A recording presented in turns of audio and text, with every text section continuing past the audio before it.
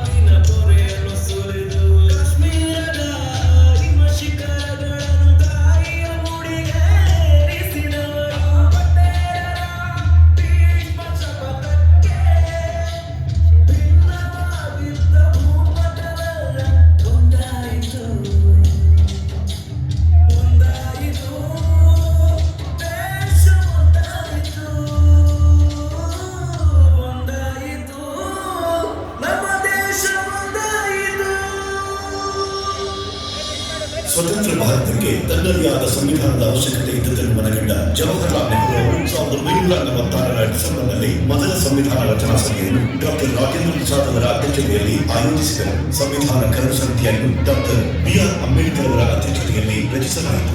ಬಾಬಾ ಸಾಹೇಬರು ವಿಶ್ವದಾದ್ಯಂತ ಪ್ರಮುಖ ರಾಷ್ಟ್ರಗಳ ಸಂವಿಧಾನಗಳ ಅತ್ಯುತ್ತಮ ಅಂಶಗಳನ್ನು ಭಾರತದ ಅಗತ್ಯಕ್ಕೆ ಅನುಗುಣವಾಗಿ ಅಳವಡಿಸಿದರು. 1949ರ ನವೆಂಬರ್ 26ರಂದು ಸಂವಿಧಾನವನ್ನು ಒಪ್ಪಿಕೊಳ್ಳಲಾಯಿತು. 1950ರ ಜನವರಿ 26ರಂದು ಭಾರತ ದೇಶವು ಗಣರಾಜ್ಯವಾಗಿ ಸಂವಿಧಾನವನ್ನು ಜಾರಿಗೊಳಿಸಲಾಯಿತು. ಇಂದು ನಮ್ಮ ಸಂವಿಧಾನ ವಿಶ್ವದ ಅತಿ ದೀರ್ಘಲಿಖಿತ ಸಂವಿಧಾನವಾಗಿದೆ.